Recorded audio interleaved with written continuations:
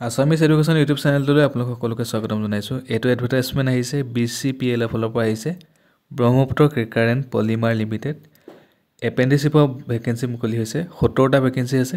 Graduate and technician apprenticeship post মুকলি হৈছে। আৰু এইকেইটা পোষ্টৰ বাবে লাষ্ট ডেট হৈছে 12 ফেব্ৰুৱাৰী 2025লৈকে আছে, আপোনালোকে আবেদন কৰি ল'ব পাৰিব। গ্ৰেজুৱেট এপেণ্ডিচিপত আছে 49টা পোষ্ট, আৰু ইয়াতে ডিচিপ্লিন ৱাইজ ভেকেঞ্চিবিলাক ইয়াতে দি থোৱা আছে। মেকানিকেলৰ কাৰণে আছে 10টা, কেমিকেলৰ কাৰণে 12টা, ইলেক্ট্ৰিকেলৰ কাৰণে 6টা, ইনষ্ট্ৰুমেণ্টেশ্যনৰ কাৰণে 6টা, টেলিকমৰ কাৰণে 1টা, কম্পিউটাৰ চায়েন্সৰ কাৰণে 1টা, চিভিলৰ কাৰণে 3টা, কণ্ট্ৰেক্ট এণ্ড প্ৰকিউৰমেণ্টৰ কাৰণে 2টা, হিউমেন ৰিচোৰ্চ PRCC মাৰ্কেটিঙৰ কাৰণে 6টা আছে, আৰু FNA কাৰণে 2টা আছে। এডুকেশ্যনেল কোৱালিফিকেশ্যন লাগিব ইয়াতে।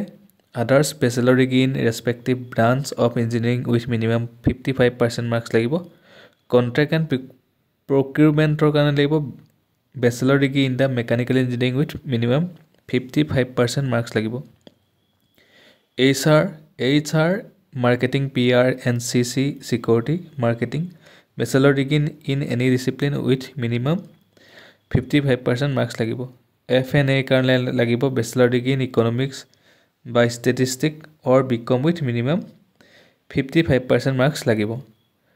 টেকনিচিয়ান এপেণ্ডিচিপৰ কাৰণে আছে নাম্বাৰ পোষ্ট 21টা আছে, 21টা ভেকেঞ্চি আছে। মেকানিকেলৰ কাৰণে আছে 5টা, কেমিকেলৰ কাৰণে আছে 6টা, ইলেক্ট্ৰিকেলৰ কাৰণে আছে 5টা, ইনষ্ট্ৰুমেণ্টেশ্যনৰ কাৰণে আছে 5টা আছে। এতিয়া এডুকেশ্যন কোৱালিফিকেশ্যন লাগিব diploma in respective branch of engineering with minimum 55% marks থাকিব লাগিব। ডিউৰেশ্যন অফ ট্ৰেইনিং 1 বছৰ হ'ব, 1 year এপেণ্ডিচিপ ট্ৰেইনিং হ'ব।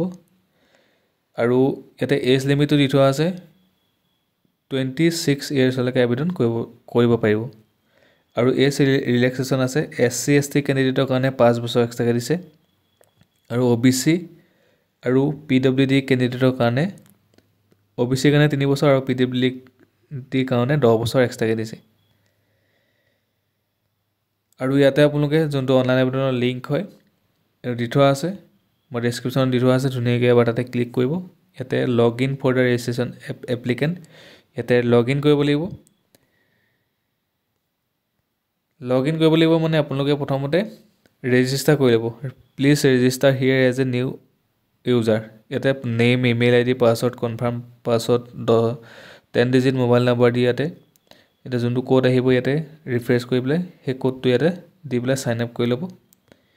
তাৰপিছত আপোনালোকে লগ ইন কৰি আবেদন কৰি ল'ব পাৰিব। মই ডেছক্ৰিপশ্যনত সকলোখিনি দি থোৱা আছে, যদি কিবা সুধিবলগীয়া থাকে আপোনালোকে কমেণ্ট কৰি জনাব। লগতে যোনটো অফিচিয়েল এডভাৰটাইজমেণ্ট হয় এইটো মই ডেছক্ৰিপশ্যনত দিয়া আছে, অফিচিয়েল এডভাৰটাইজমেণ্ট হয়, আপোনালোকে ডেছক্ৰিপশ্যনৰ পৰা ডাউনলোড কৰি ধুনীয়াকৈ এবাৰ চাই ল'ব। চ' ধন্যবাদ। আজিৰ ভিডিঅ'ত ইমানখিনি আছিলে, ভিডিঅ'টো সকলোকে শ্বেয়াৰ কৰি দিব। ধন্যবাদ।